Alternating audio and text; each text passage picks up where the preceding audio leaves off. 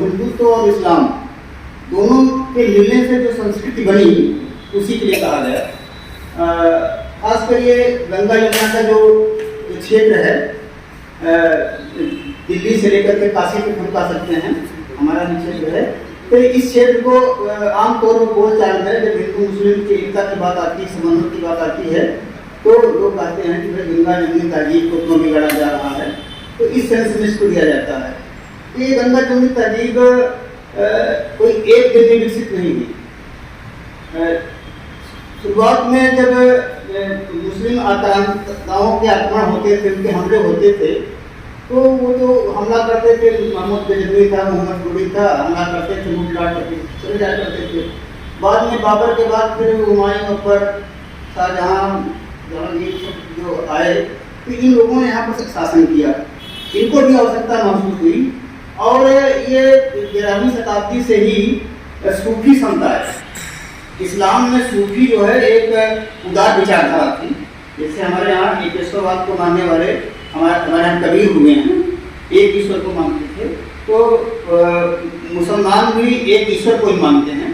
तो उनके यहाँ जो सूफी संप्रदाय निकला वो लगभग वही था जो हमारे यहाँ जो बातें कबीर कहते थे, या जो हमारे यहाँ निर्गुण भक्त जो कहा करते थे, निर्गुणता ही कहा करते थे, लगभग वही बातें सूफी संस्कृति कहा करते थे। तो ये एक निर्गुण संतों का असर रहा। दूसरा जो हमारे यहाँ के शासन करने वाले थे, खासकर अकबर का नाम आता है, दारा शिकोह का नाम आता है, इन लोगों ने बड़ा काम किया। अकबर ने तो दीन इलाही एक धर्म ही शुरू किया, यद्यपि ये चल नहीं पाया, लेकिन उन्होंने प्रयास किया। उनके नवरत्नों में हिंदू भी हुआ करते थे, मुसलमान भी हुआ करते थे, उनके यहाँ राजपूतों, उनके यहाँ शादियाँ होती थी।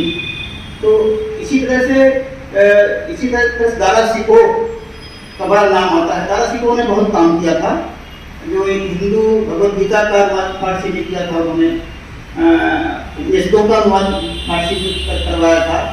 अकबर ने भी कई पुस्तकों का फारसी में अनुवाद करवाया था। तो इन लोगों ने ढेर सारा ऐसा काम किया कि जिससे कि ये हिंदुओं को भी लगा कि नहीं, ये मुस्लिम कोई गैर नहीं है, वो हमारे बीच के हैं और हमारा हित चाहते हैं। इस तरह से ये गंगा जमुनी तहजीब विकसित हुई। रसखार हुए हैं और कबीर हुए हैं, रहीम हुए हैं, जैसी हुए हैं, ये सब मुसलमान थे।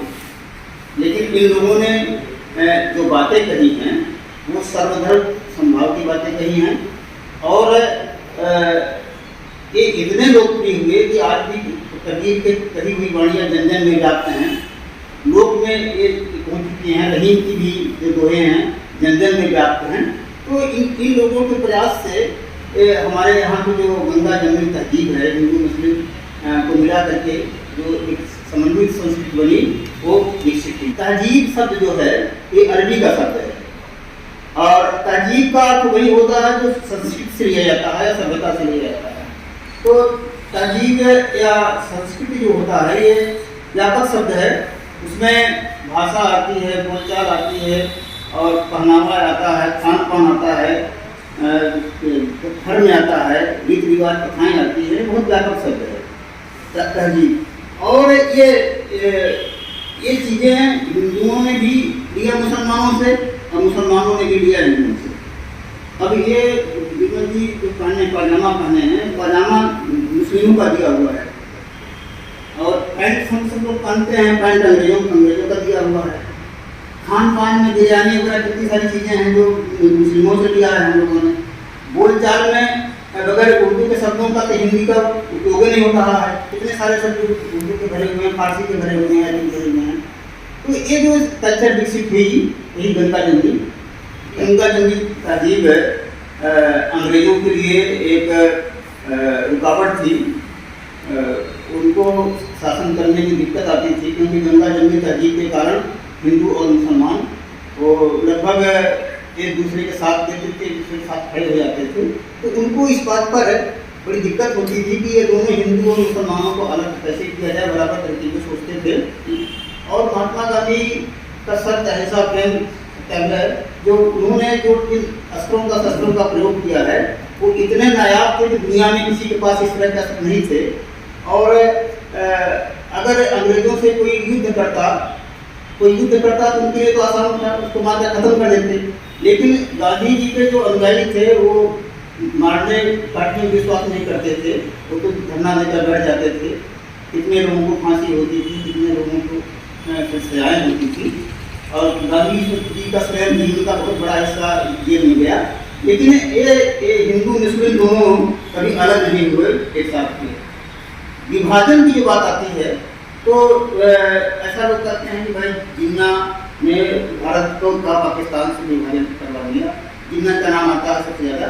लेकिन हमने जो थोड़ा बहुत अध्ययन किया है इसमें हमें ये लगा कि नहीं, जिन्ना के राजनीति में सक्रिय होने के पहले हिंदू महासभा का जिन्ना जब हुआ बना तो 1937 में हिंदू महासभा के अध्यक्ष यादव सावरकर ये 1937 में हिंदू महासभा के अध्यक्ष हुए।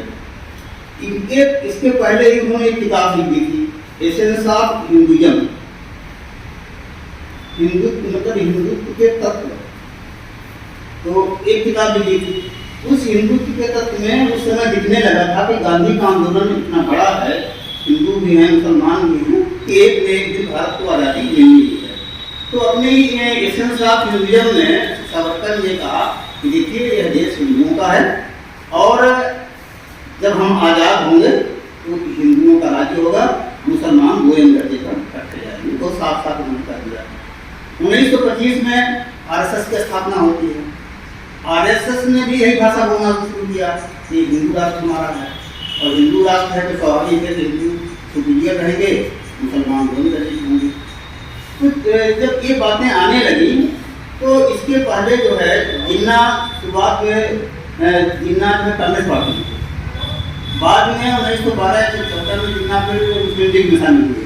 मुस्लिम लीग में शामिल होने के बावजूद 1916 का जो एक मुस्लिम लीग और कांग्रेस का जो समझौता हुआ या जो बैठक हुई, उसमें दोनों ने कहा कि हमको अंग्रेजों से लड़ना है और भारत को आज़ाद कराना है। तो 1916 तक जिन्ना जो है वो अलग राष्ट्र की बात नहीं करते थे। लेकिन जब इन लोगों ने जो हिंदूवादी ताकतें थी, जब इन्होंने अपनी बात को उठाना शुरू किया कि हिंदू जो है प्रथम श्रेणी का रहेगा, हिंदू का राज्य होगा, मुस्लिम दो दर्जे का होगा, तो जो दूसरा वाला है कैसे चुप बैठेगा। तो उनके यहाँ भी प्रतिक्रिया शुरू हो गई, नहीं ऐसा कैसे होगा, हम लोगों ने राज्य किया है, 500 वर्षों तक राज्य किया है हिंदुस्तान में, हम दोनों दर्जे कैसे होंगे। इस तरह से बातें भड़काई जाने लगी, और अंततः जिन्ना इस रास्ते पर आ गए कि नहीं, ऐसे काम नहीं चलेगा, हिंदुओं के साथ हमारा गुजारा मुसलमानों का नहीं होगा, हमारे लिए तो मुस्लिम राज्य अलग होना ही चाहिए। 15 अगस्त 1947 को वर्ष आज़ाद हुआ, 30 जनवरी 48 को महात्मा गांधी की हत्या हुई। महात्मा गांधी की हत्या में भी तमाम तरह की बातें आती हैं। ये इतना तो सब जानते हैं कि गोडसे ने गांधी की हत्या की, और गोडसे का जो मुकदमा हुआ उसको मुकदमा बिल्कुल जैसे जैसे निपटाया गया कि गोडसे के पीछे कौन शक्तियाँ थी, ये चीज़ें ओपन नहीं हो पाई। बस गोडसे ने गोली मारा और सामान्य तौर पर उस मुकदमे को निपटा दिया गया।